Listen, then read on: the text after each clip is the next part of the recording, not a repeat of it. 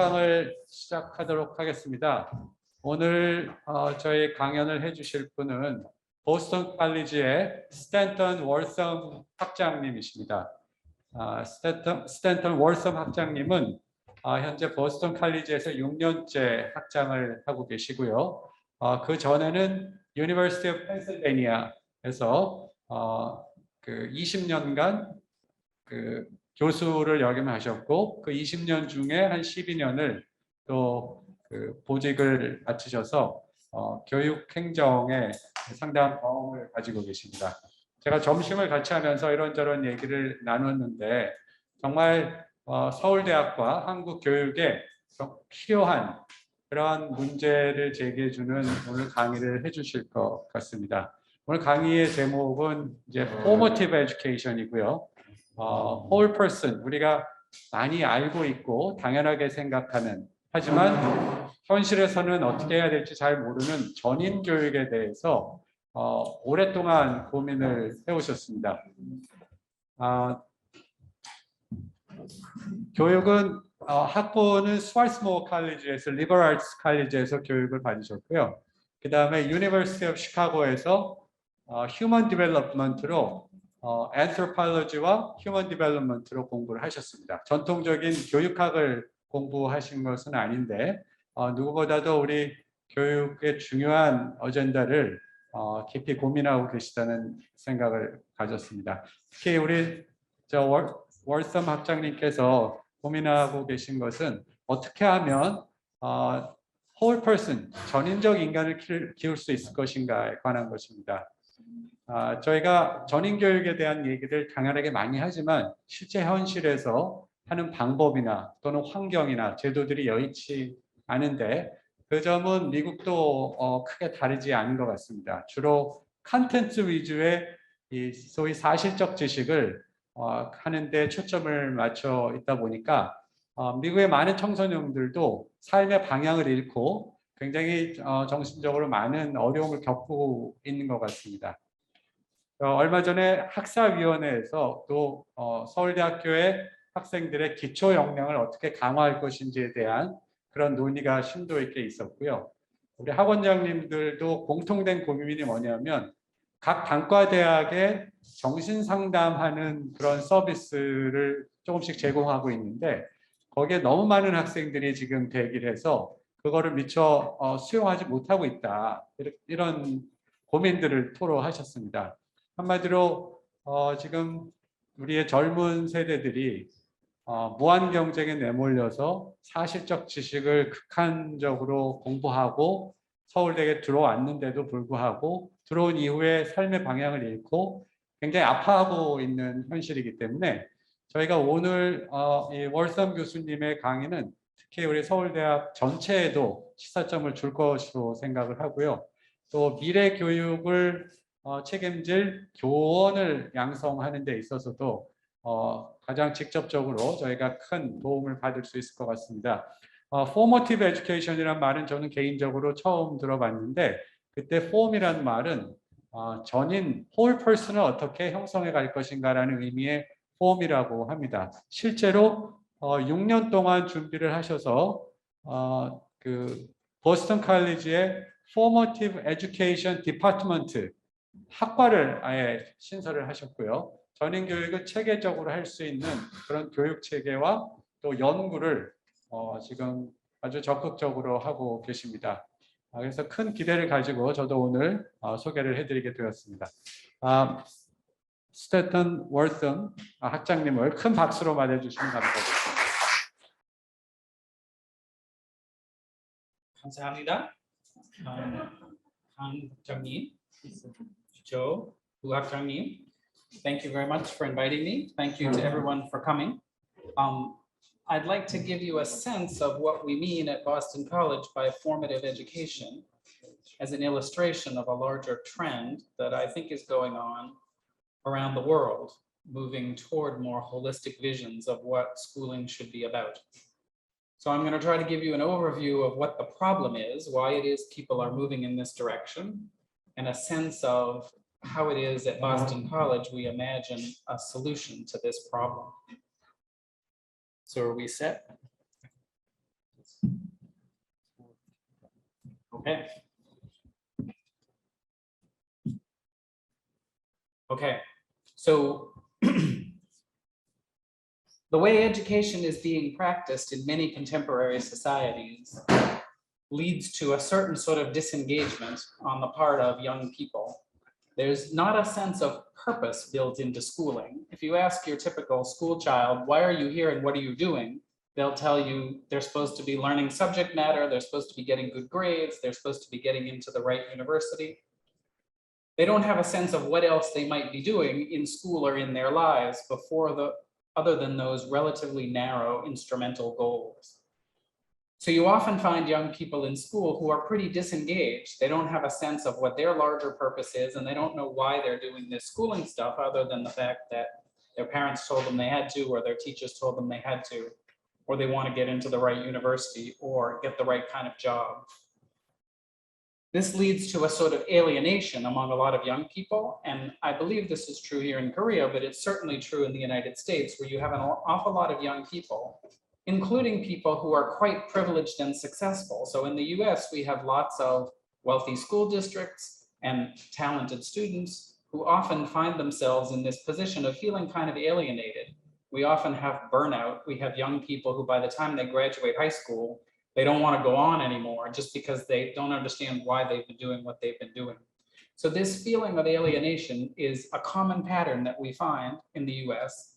Here are just a few statistics that illustrate for you some of the things that we would find in a typical class. So in a typical high school classroom, you would get 60% of the students who say they're feeling overwhelming anxiety. So you have a lot of people who feel stressed out in the colloquial term. 1/3 of them who've witnessed parents separate, 7 who are likely to have been bullied, and 6 who are self-harming people, young people who cut themselves or engage in other sorts of self-damaging activities.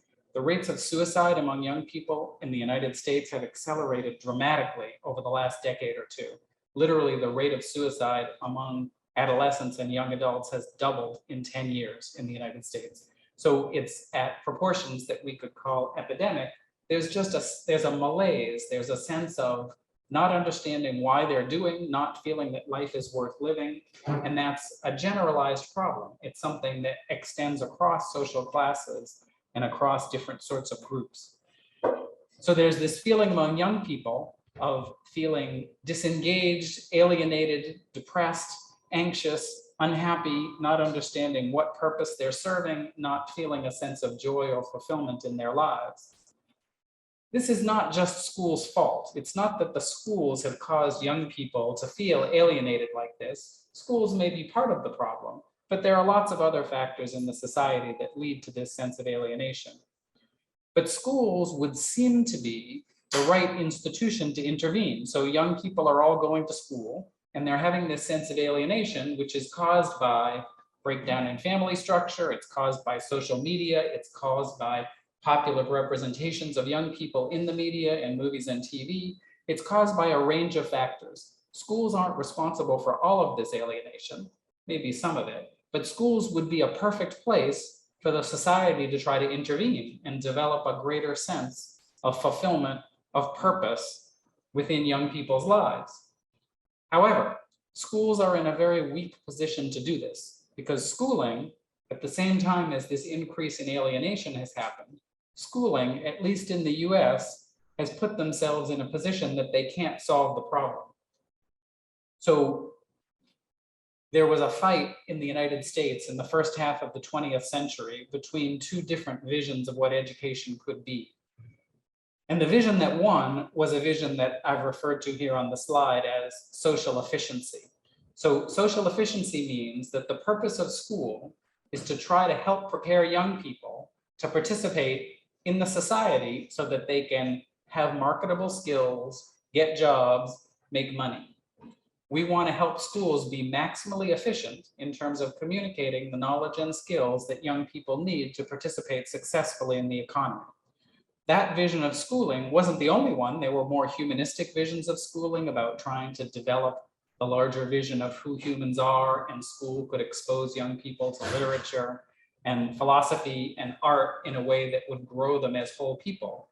But that humanistic vision wasn't the one that triumphed. So if you go into an American high school nowadays, an American high school is a structure designed to be maximally efficient in giving young people knowledge and skills so that they can pass the appropriate exams and move themselves on to higher education with the right kinds of skills. High schools in the US are not designed to make people feel good about themselves. They're not designed to give you space to reflect on what your purpose in life is. They're not designed to make people feel good at all. They're designed to impart content as efficiently as possible.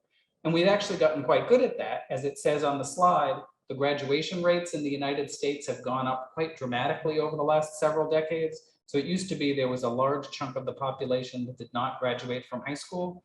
Now the graduation rate is up over 90%. So almost all young people are graduating from high school. We have better teacher preparations. Teachers have more skills. They have capacity to engage in various kinds of instruction that has been proven to be more effective. We also have a reduction in achievement gaps between different kinds of students. So from all these perspectives, it looks as if American high schools are much better than they used to be. The problem is they're better at efficiently helping kids learn content and develop vocational skills, but it's a very narrow focus on subject matter, on passing certain kinds of assessments. So what that means, this is a slogan from Ellen Lageman, who is a historian of American education. She says that Dewey lost and Thorndike won, that Dewey, as you know, had a complex view of what education should be about. He mixed together ideas from classic humanism, child-centered perspectives, but there were also, Dewey also believed in curriculum. He believed in teaching students subject matter. He had a complex vision of how education should help young people develop to participate practically in the world. But Thorndike, who was a psychometrician, dominated this debate that went on in the middle of the 20th century. And Thorndike ended up pushing through a vision, which we have today, of accountability systems, formal assessments, measurable outcomes, all with the purpose of training young people to participate in the economy, getting the knowledge and skills they need to get jobs and move forward. We've gotten really good at that in schools. Unfortunately, we've left behind this other dimension of who people are, their social, emotional, ethical, and spiritual lives. And in leaving all that behind, schools have become the kind of place that can't solve the problem we started with. So we live in a society in the US, and perhaps here also, where young people are feeling pretty alienated. They don't have a sense of what life is worth living for. They don't have a sense of where they want to go in terms of who they want to be as a whole human being. They are too focused on narrow goals that are not nurturing them. They're not giving them a sense of larger fulfillment. So given that problem of alienation, schools would be a good place to fix the problem, except schools have gone in a direction over the last century or so where schools are now not able to solve this problem for kids because schools are all about these more technical processes, these more instrumental ends that can't help young people with the problem they faced. So that's the problem. That's where we are. Young people are in crisis, one could say. Schools can't really help because of the kind of schooling that we built for our young people. And so now we have to try something else. At Boston College, we're interested in whole person approaches to education. And I want to see if I can elaborate for you a little bit what we mean by that and how it is that can help with this larger problem of youth alienation. By whole person education, I'm referring to a whole constellation of movements, and I'll give you a sense of some of the ones I mean on the next slide. It's just an umbrella term to talk about how could we do education that responds to these different dimensions of who people are. Humans are cognitive beings. We do try to develop accounts of the world. We build up knowledge and we try to explain things. That's part of what humans do. It's important that schooling help develop young people's cognitive skills and capacities. But humans do lots of other stuff too. Up here, we have acting and creating and believing and relating and reflecting and discovering. So people live with other people and they build relationships with them. Schools aren't particularly good at fostering those sorts of relationships because they actually set up competition among people. So they see others as competitors and not fellow people engaged in a common enterprise. People have all these various dimensions of themselves, and we think at BC that schools should be developing these dimensions in addition to the cognitive tasks that schools should set for young people. This is a moment globally where there are actually many converging traditions around the world where people have come to a common understanding that a narrow focus on subject matter and a narrow focus on skills development is not sufficient for schools. Schools should be doing something else too. They should be teaching young people subject matter. They should be helping them develop skills for the workforce, but they should be doing other things in addition. These are some of the terms that are used around the world: well-being, flourishing, whole child education, character, social and emotional learning, civic education. These are some of the terms that one hears. In different countries, you hear different terms emphasized and slightly different movements developed. So in the United States, social and emotional learning is a big thing nowadays. More than half of the states, more than 25 states now have formal standards around social and emotional learning. And so social and emotional learning is something that we have been pushing at the policy level in the US. But in a lot of other countries, you hear well-being as a term that's used to try to refer to a more holistic vision of how we should help young people develop emotionally, relationally, ethically, in addition to intellectually and vocationally. This shows up in unusual places. Singapore, for example, has had for many years now an emphasis on well-being and flourishing that is quite different from their success that one sees in helping young people do well in their literacy and their math and their science. Singapore has been pushing hard this other dimension of whole person development. In Canada, they're very interested. In the province of Ontario, they're very interested in well-being. In Scotland, in various other parts of Europe. So there is this push toward well-being in many parts of the world because people in many places are starting to realize we went too far in the emphasis on just subject matter knowledge and on these high stakes accountability systems. At BC, we feel like we have a unique perspective on what whole person education could be. And I want to give you a flavor of what it is that we do and what we mean by that. So the Lynch School of Education and Human Development is the school that I work in. And we try to think of our work as developing multidimensional human beings in just communities. So people do many things in their lives. In fact, any activity you engage in involves multiple aspects of you. Even if you're sitting in a classroom or being forced to listen to a lecture, that you are intellectually engaged with whatever is being said, but you're also in some kind of emotional state. You could be bored, you could be happy, you could be excited, you could be mad. There is some sort of emotional state going on. You have relationships with the people around you, and you also connect it to larger ethical questions. If you think of a child in a literature classroom, if a child is reading a novel in a high school classroom, that child is intellectually trying to figure out what are the themes, how did the author communicate them, what sorts of language is used. But the child is also probably empathizing with or not empathizing with the characters. The characters are engaged in ethical dilemmas, which the child is trying to puzzle through. There may be spiritual questions in the novel about the meaning of life and what the ultimate purpose is of being here on Earth as a human being. The child is relating to others in the classroom and having disagreements with them or maybe agreeing with them. So that student in a classroom is a whole person. Cognitive, emotional, relational, ethical, spiritual. That child is engaged in all of those forms of development. Any young person is developing in all those ways, hopefully learning how to think in more sophisticated ways, learning how to recognize and control his or her emotions, learning how to build relationships with other people, learning to make ethical decisions, figuring out what their larger place is in the universe, spiritual questions. Inevitably, a young person is developing in all those ways. If in school we treat them as if all of that stuff is irrelevant except this one thing that is subject matter, we're missing an opportunity to try to foster healthy development in these other ways. You can't cut them out. The kid in the classroom has spiritual questions, ethical challenges, emotional issues. Those are there inevitably. You should take advantage of the opportunity to try to foster development more holistically. Because if you don't, then other institutions or contexts will, or those other parts of the child will atrophy. The child won't learn how to manage emotions or relate to other people. So at BC and in the Lynch School, we try to help young people build a sense of purpose in their lives. We try to help their learning be meaningful. The term we use to describe this is formative education. Formative comes from the Jesuit tradition. BC is a Jesuit university. And formation, as we say here, is the guided development of the whole human being. There are these multiple dimensions: interpersonal, emotional, ethical, spiritual, and we try to foster development in all of them. And our goal is to help young people build a larger sense of purpose with an integrated set of these different dimensions of people, so that when you engage in tasks in the world, you learn how both to solve a problem intellectually, but also understand how to relate to other people who are also working with you on the problem.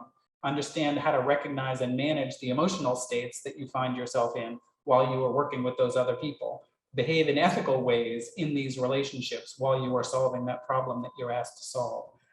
The goal is to try to help a young person develop and be functional in all these different domains. And as a catch-all term, we call that formative education, trying to form whole human beings for purposeful lives. We do it in various ways. There is service, so a lot of students do service. I assume that's true here also in universities. Students at BC go on trips, they work with folks in other parts of the world, they build schools, they create clean water systems and other things. The term we use for this is accompaniment. So service can't be a hierarchical activity where we go and do something for them as if they are dependent and helpless on their own. And so the term that's used at BC for this service activity is accompaniment. You are accompanying other people as they engage in whatever activities you are participating in with them. We do a lot of retreats. The Jesuits love retreats. So we take students away to a place. The college owns various properties nearby where you can take a bunch of students to a location where you can take 50 students and spend a couple of days. They stay overnight and they engage in various activities with each other to get away from the everyday routine of college life. So we have a saying, you know, that the uninterrupted life is not worth living, meaning that you need to interrupt your life sometimes to give yourself the capacity to reflect on what it is that you're doing and why you're doing it. So we do a retreat in the middle of the student's career with us in their second or third year. It's called Halftime, and it's devoted to vocational discernment. So that means discerning, trying to figure out what you want to do vocationally. What kind of career pathway do you want to pursue as you graduate from college and move into adulthood? And the students go for 2 days and they engage in various things. They meet in small groups. They have faculty people who come and talk about their experience, what choices they made in their lives. We ask them 3 key questions in this vocational discernment retreat. The first one is, what are you good at? So in order to figure out what you'd like to do with your life, you have to know what you're good at. You don't want to pursue something that you're bad at. The second question is, what brings you joy? What is it that you feel joy, what you're happy doing? You not only want to do something with your life that you're good at, you also want to do something that you like, that gives you a sense of joy or pleasure. And the third question is, what does the world need you to do? So beyond yourself, beyond what's good for you, what does the world need that might be productive for you to engage in? And the idea is, if you think of 3 overlapping circles, that if what are you good at and what brings you joy and what does the world need you to do, if there's an overlap of something that you're good at that makes you feel fulfilled and that the world also really needs, that's a good thing for you to spend your life doing. So we take the undergraduates away and they hear from adults, they hear from professors and staff members who come and talk about what decisions we made and what we feel fulfilled by and what mistakes we made. They also talk with each other in groups about what their hopes and dreams and desires are. And they hear from upperclassmen, so seniors or alumni will come back and talk to them about what younger colleagues have made, what decisions they've made, and what advice they would give. And if you take students away for a retreat like this and you get them to reflect on these kinds of questions, where they write in their journals, they spend some time just listening to music, reflecting, sort of meditating or getting away, then they have an opportunity to work through these questions and maybe make a more sensible decision about what they want to pursue in life. We have an awful lot of students who come to BC saying, if you ask them when they show up, what do you want to do when you finish? They say, I want to be a consultant. You know, I want to work for McKinsey, or I want to work for the Boston Consulting Group, or I want to be in finance. You know, I want to be an investment banker. There are an awful lot of them that will tell you that when they start. And the truth is, there is a small number of people who will be really good at being investment bankers, and they'll probably feel fulfilled by it. And I guess the world needs investment bankers. I'm not really happy saying that, but we probably need a few investment bankers, right? And so most of those students, however, are not going to be good investment bankers. They won't like it, they won't be fulfilled at it, and we don't need that many of them anyway. And so over time, when you take them away on these retreats, they have an opportunity to figure out that that really isn't the right pathway for them, that there's something else that would be more fulfilling for them over time. And we believe at BC that a truly fulfilling life requires you to get in touch with some larger purpose that you are fulfilling. You have to feel inside yourself that you are connected to something that you deeply care about. And that could be an ecological cause, it could be a cause of social justice, it could have to do with other humans and your relationship with other humans and how you treat them. It could have to do with raising children, with working with children. It could have to do with some divine or religious purpose, or fulfilling some role in a divine vision of how the universe is ordered. But whatever speaks to you personally, whatever larger vision you have, we think that in order to sustain a fulfilling life over time, you can be really excited as an investment banker for 10 years or so before you burn yourself out. But most of us, if we become that, we are not going to be happy long term. That's why many people have what we call in English a midlife crisis, right? That you hit age 50 or so and you start to wonder, why am I doing this? You know, why am I in this life? What is it meaning? What's meaningful anyway? And you buy a sports car, or you quit your job and move to Tibet, or you do other things you shouldn't be doing. If you do this sort of discernment or reflection when you're 20 years old, you have a much better chance of finding something that will be truly fulfilling over the long term. And that's the goal of this kind of work. So what I want to do now is give you 3 examples of 3 kinds of things that we are doing at BC that try to instantiate, that try to exemplify this work of doing whole person development, whole person formative education. The first one is an intervention. It's called City Connects. This is Mary Walsh, who was the creator of City Connects, who was a faculty member at Boston College. And City Connects is about 20 years old, 20 plus years old.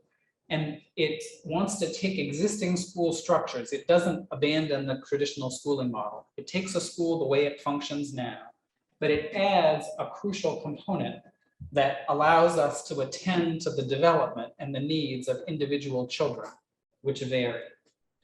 So this is a movie. If we can play the movie.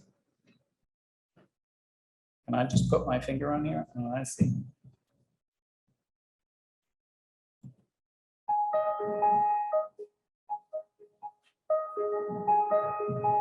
City Connects is an evidence-based and a school-based approach to addressing the out-of-school needs of low-income children, challenges that significantly impede their ability to learn and thrive. We do that by identifying the strengths and needs of a particular child, one child at a time, and every child, and then accessing the resources in the community to complement the needs and strengths of the child.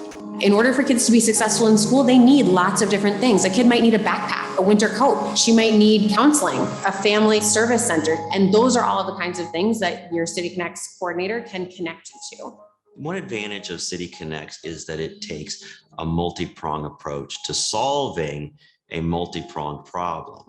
The disadvantage and also the advantages that we see among families in poverty are not the same from family to family and child to child. So if children are coming through the door and they have many cognitive and learning strengths, they can maximize those cognitive strengths. We've got kids who are coming in with significant amounts of trauma or significant amounts of food insecurity or housing insecurity. And those things can play out in a kid's school day. What they come into the building with is what their teachers are going to address, what I'm going to address, what the principal is going to address. We have people who are tied to this neighborhood, both who are the families and who are the teachers. And it really is a community school. it's not just the academic success. They provide the different supports. And a lot of times, if you hear kids' stories, sometimes it's hard for us to comprehend what happened at home. It was started back in the late 90s. We did it by relying on developmental science, and we worked very closely with practitioners in the community. We were able, in a sense, to create a system that built the proverbial village around the child.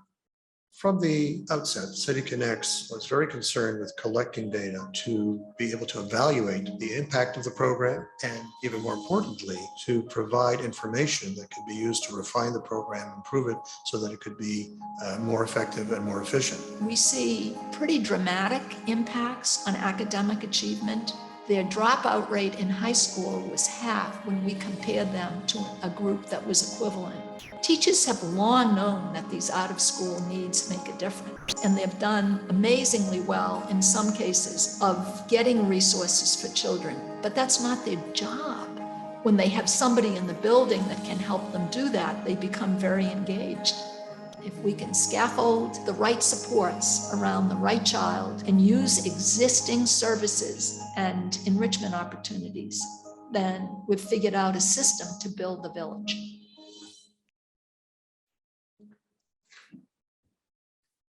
Okay, so here's how City Connect works. Every year, every student has an individualized meeting at the beginning of the year. And at that meeting, the staff from the school, the student's teacher, get together and they review what it is that student needs. This is a very holistic vision. In other words, they're not just reviewing, well, this kid needs to learn multiplication. They're trying to figure out, does the child need glasses? Does the child need breakfast because the child isn't getting breakfast at home? Does the child need dental care? What's the various issues that the child faces? And then they propose a plan, and the plan is designed to meet those specific needs. And the unique thing about this program is that the City Connect organization partners with agencies in whatever town or city the school is located. So they will partner with medical practices, dental practices, food banks, counseling centers, and all sorts of nonprofit organizations in that particular town. And so if this kid needs glasses, City Connect has found an optometrist in the town who's willing to provide those glasses at a discount or for free. And if this kid needs counseling, or if the kid comes from a family where the parents need counseling, they've partnered with some sort of clinic that is able to offer that counseling for a discount or for free. And so every child is matched with a providing organization which can meet the needs of that specific child. And this is much cheaper than many other whole school interventions because these organizations already exist in that town and they already provide these services. So City Connects is like a broker linking up the specific kid and the kid's needs with the organization that already exists in order to provide those services in this particular location. And then they work with families and they do assessments to follow up and make sure the child is getting what the child needs. So they identify the strengths and needs of each child. They develop a plan. How are we going to meet those needs for the food or the glasses or the dental care or whatever it is? They connect the student to the support services, not just inside the school, but out in the community. They follow up, they keep data, they have a large database where they keep track of all these things, and then they evaluate. And the results, this is just one item, but over time, in many dimensions, both academic achievement, but also measures of other things. This has to do with effort, this particular item. They measure various dimensions of how kids are doing, and you tend to see results like this where the comparison students in similar schools demographically tend to move along horizontally, but the City Connects children pick up. Here's another one. This has to do with academic, with standardized tests, the regular tests that you're familiar with. So City Connects works with schools that tend to be high poverty schools where the kids are not doing as well. The gray line on top is the state average. So that's Massachusetts is the most academically successful, the highest scoring state in the United States. And so the state average is relatively high, but the urban schools City Connects are working in, that is the red line, tend to be much lower than the state average And when you put the City Connects intervention into place over several years, it's moving those poor kids up toward the state average. So a very successful intervention attending to whole person development by figuring out what each child needs and trying to provide that service by matching. So the second example I'll give you is the life of meaning and purpose assessment that we've developed. So we have a couple of colleagues who have built an assessment. I'm going to have to move through this relatively quickly, but I'm happy to send along articles and things that they have produced about this. So Rosh Gutman is a particular approach to quantitative instrument development that is different than the typical format that we see when people analyze things. I could tell you the details of it, but I won't. So what we do is we take a construct. In this case, we're trying to figure out measuring progress toward leading a life of meaning and purpose. So can we develop a quantitative instrument that will give you a measure of a particular young person at a point in time of whether or not they seem to be living a life that is more connected to a larger purpose, that has more of a sense of meaning in it or not. And our goal, we use this instrument at BC with our students. So we start them when they first arrive on campus and we measure them through their undergraduate years and we try to figure out, are they making progress toward leading more purposeful lives or not? That's the goal of this instrument.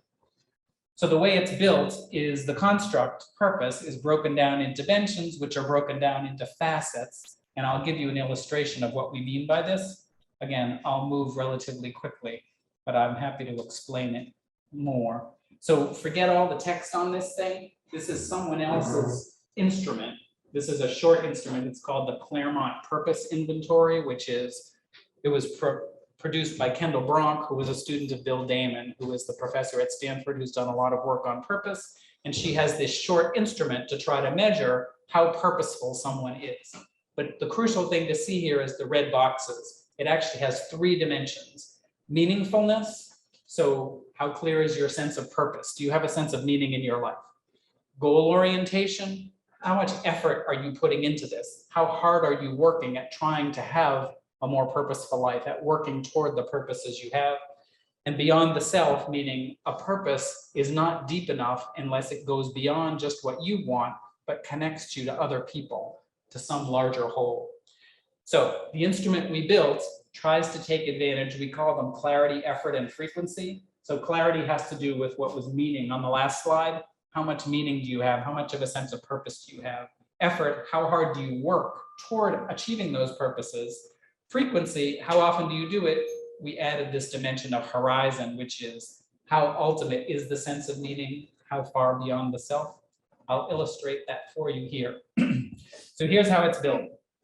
You build an item by saying, John is not at all clear, somewhat clear, extremely clear that she wants to make the world a better place. So this is dimension number 1, having to do with clarity.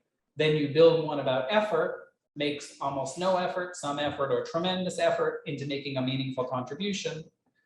Almost never, sometimes, almost all the time, hopes that the work will positively influence others, and is also doing it for himself, for people in the community, or for all other people.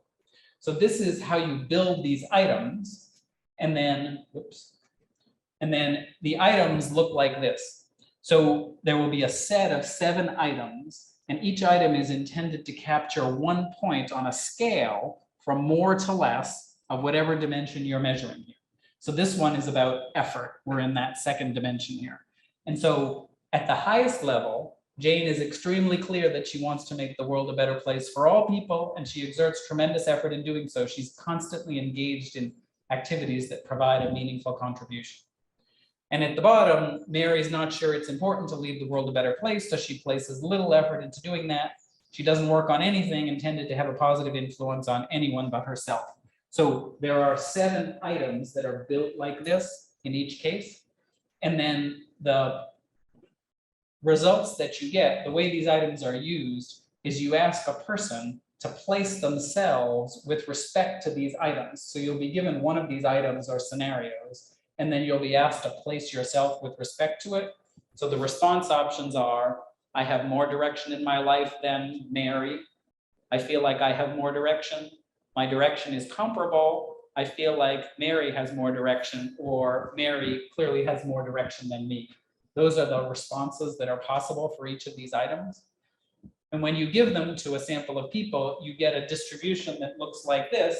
So a nice normal distribution where people are more or less beyond the self or not beyond the self.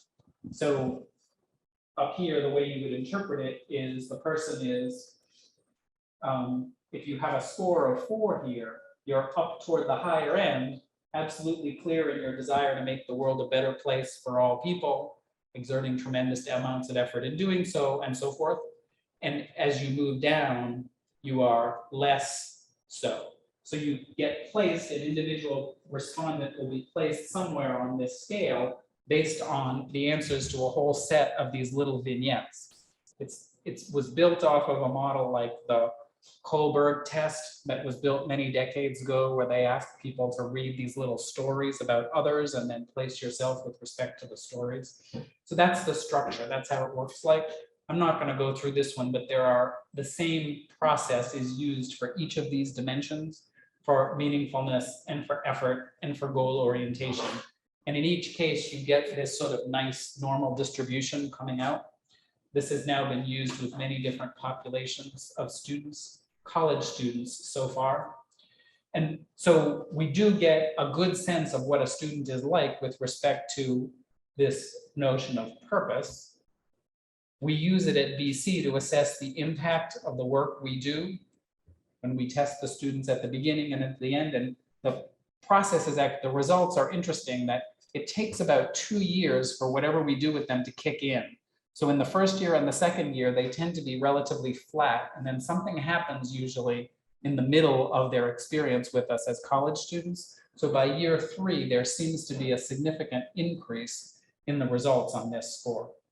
So this is a quantitative instrument that's now been normed and tested with various populations of college students that's intended to assess this construct of purpose, of leading a meaningful and purposeful life.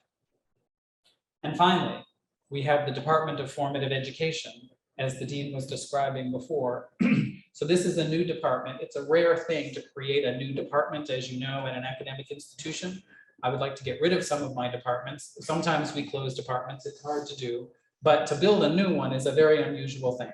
And it took me 6 years, but I have managed to build this new department, and it's a department in the School of Education that's devoted to the study of formative education, of this construct of holistic whole person development as an academic subject matter. And so it's intended to be an interdisciplinary department that gives us scholarship about what do we mean when we talk about whole person development, and how could we take multiple perspectives on it. So the department is exploring these larger questions about how do you educate people as whole human beings for lives of meaning and purpose? How do we nurture vision and values? The department is interdisciplinary. It's both empirical and normative. So we have people who do normative work in the department, what we ought to do, but we also have social scientists who study what we actually do out in schools and other places. So this is our picture. We're trying to represent the 3 parts of the department: the formative humanities, developmental technology and learning sciences, and anthropology and cultural psychology. So education, we believe in our department, is not just instrumental. It's not just about helping people figure out what they need to accomplish given ends. It also has to examine the ends that we're trying to pursue and why we're pursuing what we pursue. So what does it mean to be an educated person and lead a flourishing life? That's an interdisciplinary question, essentially. Whole person transformation is a crucial goal. And so we're trying to give this holistic interdisciplinary vision of whole person development by including colleagues from all these different dimensions. So here's what we mean by the formative humanities. That includes the history of formative education. Historians can tell us about how have people in the past tried to do whole human development. So there's a whole tradition, in the Renaissance, for example, that we had the development of traditions that were interested in humanistic visions. And we have historians in our department who study that. They study how it is that this has worked over time. We have philosophy. So there are philosophers who ask normative questions about the human condition. and human flourishing. And we have the psychological humanities. We have a particular take on psychology in our school. So we have psychology the way it's typically practiced. We have a department that does that, a psychology department within our school. But in this department, we have what we call psychological humanities, which is using psychological insights to ask these more humanistic questions about human personhood and so forth.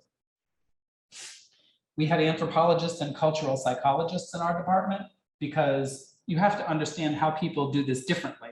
All human societies have to raise young people, that there are human children everywhere, and all societies have to deal with the question of how do we develop them into adults, into whole people. And so we have anthropologists who study that, who go around the world and try to figure out how is this done elsewhere. We also have people who do cultural psychology, which is the study of psychological processes, selfhood, ethical development, moral development in multiple parts of the world. And we also have developmental technology and learning sciences. In this unit, we also have folks who use technology in order to help young people accomplish various goals, academic and non-academic.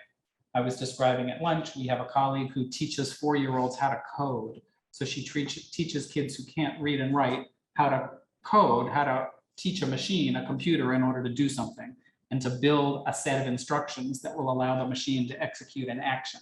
So developmental technology is not, in our view, just technological. It's not just instrumental. It's also a question of becoming a kind of person. This colleague just wrote a book about coding as an ethical enterprise. So she believes that learning to code is becoming a certain kind of person. If you treat it as a technical skill, it's just a narrow technical thing. But she thinks kids who learn how to code are also becoming people. They also have relationships, they have emotional reactions, they have a question of purpose, they have ethical questions about why you do it and how you do it.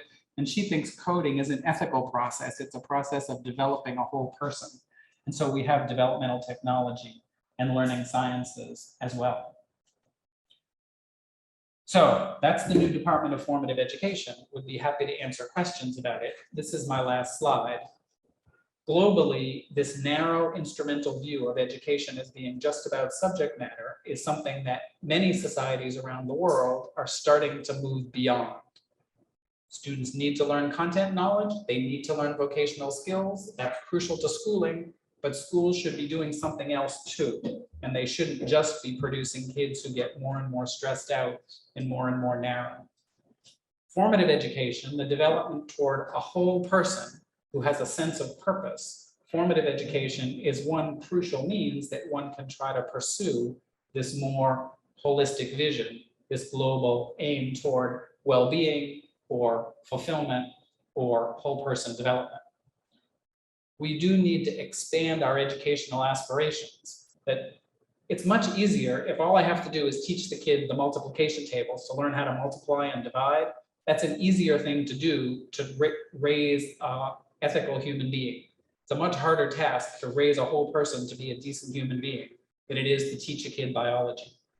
But still, we have to expand our aspirations in this domain because they are going to grow up and have ethical choices. They're going to have to build relationships. They're going to have to deal with complex emotions. And if we don't take the opportunity to help them develop those capacities, then they're probably not going to do so well when they face real world situations like that.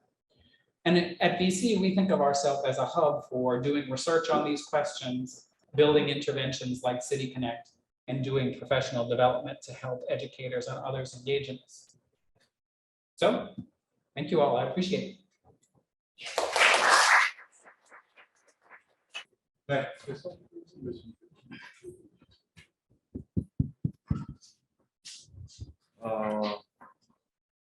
I'd like to open the case. Asking about city questions. Those are very interesting, and the concept of formative education and your City Connect practice looks very interesting and effective. And you said that you set up the new department for the formative assessment, formative education. My first question is that the activity what you described for the college student in your college. Those kind of activities are mandatory for the whole members of School of Education, or are they just for that particular department? So the kinds of activities like the retreats or the service trips, they are not required. More than half of BC undergraduates do those things. So if you take retreats or service trips, more than half of the students will do it. And I think 70% of students do at least one of them. But you don't have to, and not everybody does everything. Okay. So my second question is, I'm from the Department of Physics Education.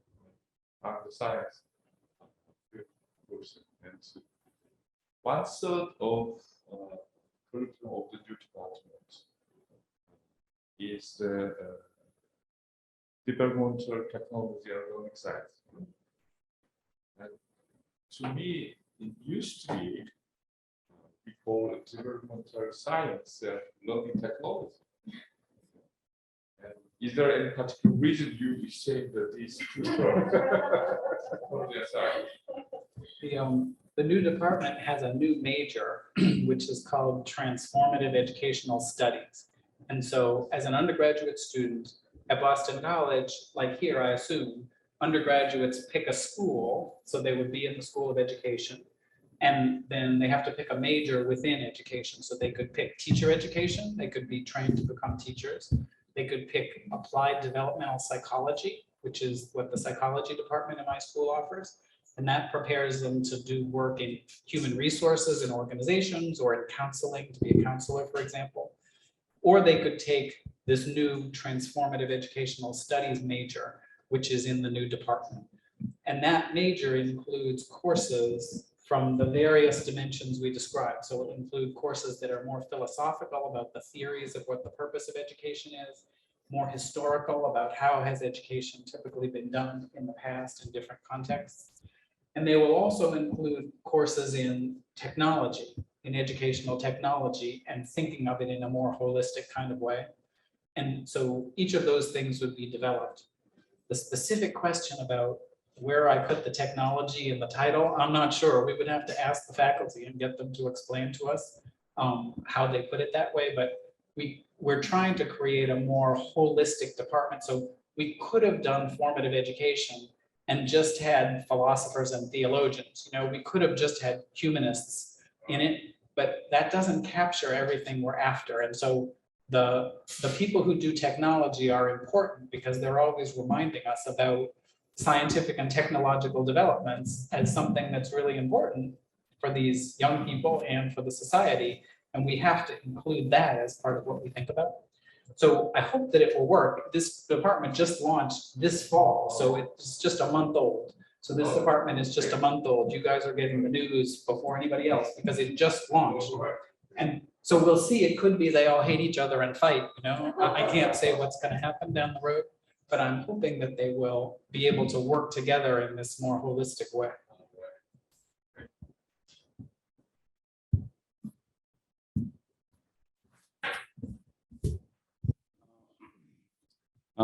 I'm Tae-hong from Chemistry Education.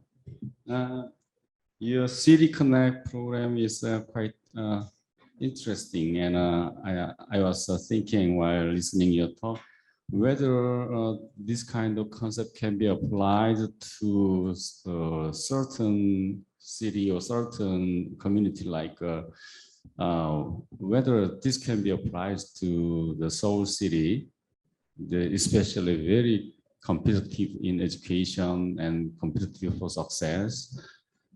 And also the community cannot be clearly defined because it is too large. So, or whether this kind of concept can be applied to a middle-sized city or some rural area.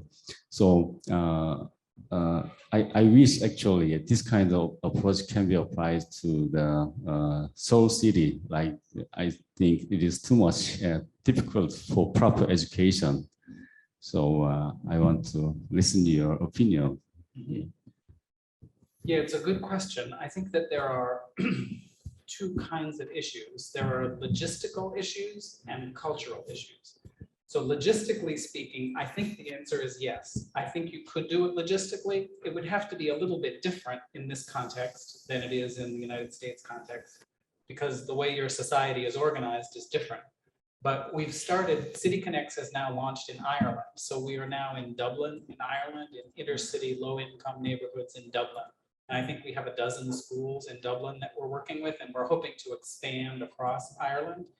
And in Ireland is a very different kind of structure. In some ways, their structure is more like yours. It's much more centralized, as opposed to the US is much more decentralized. But the crucial thing logistically, you don't have to get the whole city. Like in Dublin, we're just doing a piece of the city. And you just have to work school by school so that each school has access to the range of services that it needs. I don't know Korea well enough to know whether you have, in the US, in any place you go, you would have counseling centers that provide mental health. You would have mental health clinics. You would have people who do vision and dental and medical. You would have people, food banks that provide food for folks who don't have enough food.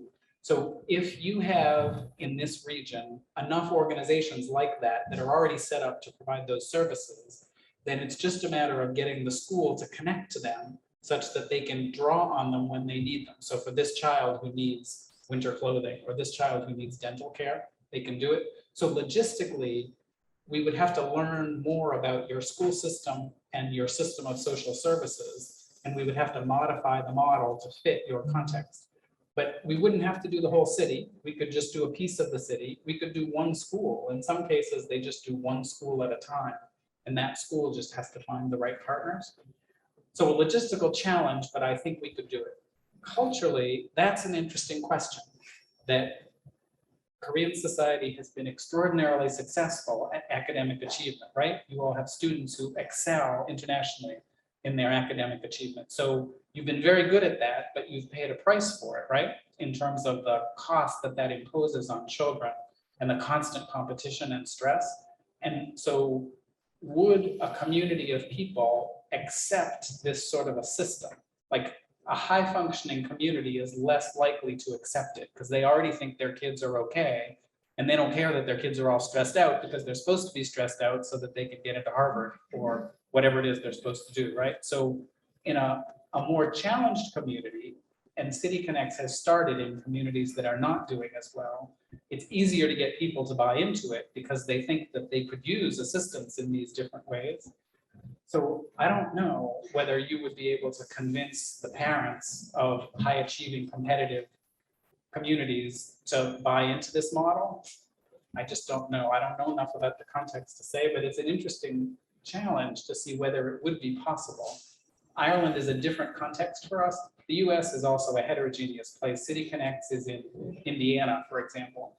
Indiana is a state that's much more rural. It's much more conservative. It's much more politically right-wing. And City Connects is doing great there. So Boston and Indiana are very far apart in terms of culture and politics within the US. But we're doing fine in both of those places. And it looks like we're doing okay in Ireland. Korea is much further away culturally from the US than Ireland is. So I don't know.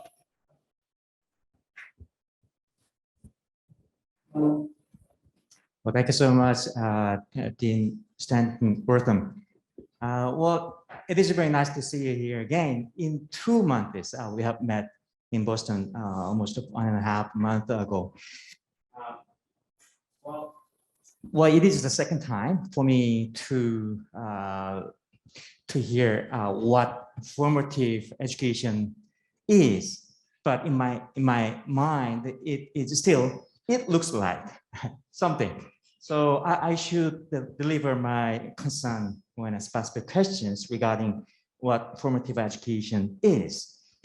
First, well, you began your presentation with a very short statement that lack of purpose of education. But in my mind, as a social educational researcher in education, well, we have too many purposes of education. So it is a contested terrain, which purpose of education we need to pick up out of so many purposes in education. Then it is very contradictory to your diagnosis that lack of purpose of education. Then how could you respond to those who still think that there are too many purposes of education? Then why we need to pick up such a broad or rhetorically highly abstract purpose of whole education or holistic education or informative education rather than others? So you're definitely right. There are lots of purposes to education, and different political groups and different philosophical factions have different accounts of what schooling should be about. So that's definitely true. And we think that schooling should be about developing a sense of purpose for the individual people who are undergoing the schooling. So our purpose is one way to put it. That's a clever way of trying to put it, that our purpose is trying to build a school system that will foster the capacity of people to develop more fulfilling lives, to feel more connected to some larger contributions, a contribution to some larger whole that they should be part of. And you're right, that's making a choice. That's a sort of, it's a philosophical, it's an ethical choice that we've made to say it is more important to help young people develop a sense of larger purpose in their lives than it is to help them get a job, say. That I'd like them to get a job, but if you make me choose between getting a job and becoming a fulfilled whole human being, I'll choose the second one. And you're right to point out that that is a normative choice that I'm making, or an ethical choice that I'm making. And so we think that there's something, this is a fundamentally optimistic view about humans, that fundamentally we believe that humans were built for something. We were built to contribute to something bigger than ourselves. And that requires a certain kind of optimism, you know? The belief that everybody is just in one big competition trying to get the best job and more money and a nicer house. That's a pretty cynical view of what humans are about. And we think that there's something bigger in life, that everyone has some purpose they can connect to. I personally don't think it's the same. I think different people have different visions of what is going to be fulfilling for them. But I think that there are some things people can do with their lives that are lesser, that are not worth doing, that they shouldn't be doing. And that's a claim, you know, I could be wrong about that. That's a claim I'm making that I'm committed to. And so there's a certain kind of optimism that's required. We have some colleagues in my school, my university, who are relatively cynical about everything. They think that everything is a matter of power relationships, or somebody's always trying to get one over and get ahead. And they really don't believe there is a larger purpose. They think that's an ideology of some kind. And if you really believe that, then you can't do what I'm talking about. You can't do formative education. And I can't disprove that. I can't go to these colleagues and prove to them that they're wrong, because it requires a certain kind of faith. You have to have a faith that there is a larger purpose that people can connect to. And if you don't have that faith, that sense of hope, then you can't do this. And there are a whole bunch of people among my faculty who believe that other thing. They're more cynical. And I can't, like I say, I can't prove to them that they're wrong and I'm right. Because if you don't have this larger sense of hope, then it just won't work for you. And so they can go have cynical schools and do cynical things for their people. And that way I get them off my faculty. If you don't mind, can I have a second question? Okay. Oh, thank you. Well, shortly. Well, it was a very fascinating idea to implement the idea of City Connect. I got fascinated over than 100%. Then there is a critique. It is too expensive to implement the idea of City Connect in actual schools. I heard that it has already performed very well to more than 200 schools near the city of Boston, but it has amount of, it needs to spend more than $5 million a year. It means it sounds really expensive. How could you sustain that kind of idea as an actual practice to support schools? How could you respond to to the critique that it is too expensive to do? It's cheaper than the alternative. So most whole school reform models are actually significantly more expensive. Again, because City Connects takes advantage of existing services. So you have to pay for a coordinator. Every school has to get a full-time City Connects coordinator who oversees the process of assessing each student and matching them. So you have a whole person who has to be hired. And then you also have to pay a fee for like access to the database to get all the data held and processed in the right kind of way. So there is a cost to it.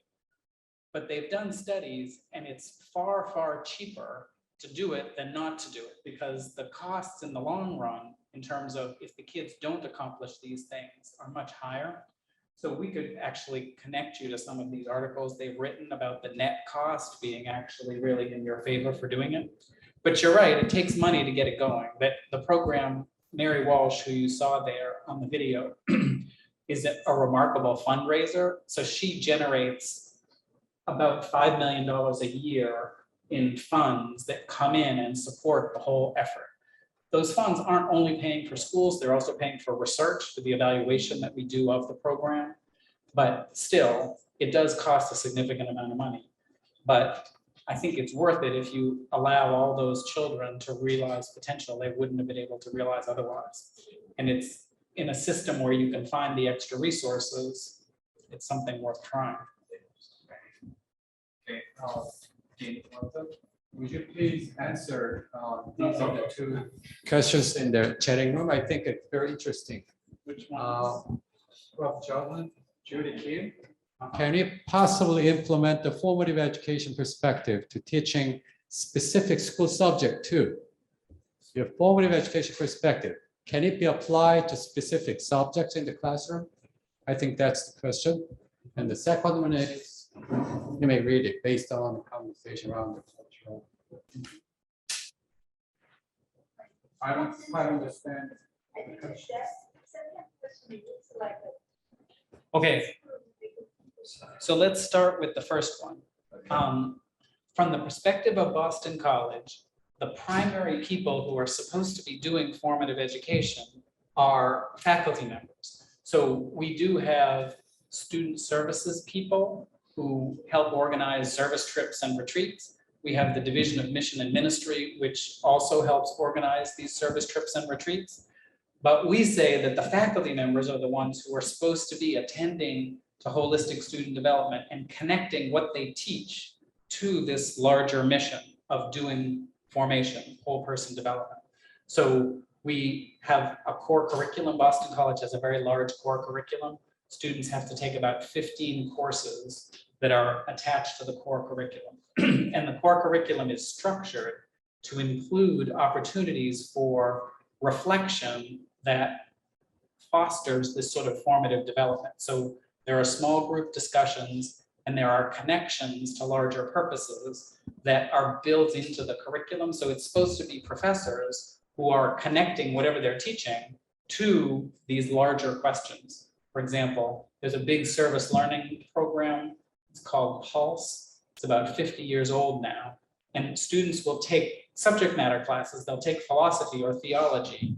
And as part of the theology class, they spend hours every week in a social service agency in the city of Boston. And they don't just go and do their service and then come back and read their Plato, that they're supposed to be talking about the Plato in light of the work that they're doing with impoverished people in some section of Boston. So the professor is responsible for trying to do that kind of formative or whole person development by building in these experiences. And when it works well, the faculty are the primary people doing it. It doesn't always work well. There are some faculty people who think this stuff is crazy and they don't want to have anything to do with it. And of course, they have the right to teach their subject matter however they want to teach it. So it's not like every faculty member at Boston College is doing this and thinks it's wonderful. But a good chunk of them do. And you as an individual, I think, in a specific school subject could try to develop this dimension of things. It would be more effective if your colleagues were all doing it too.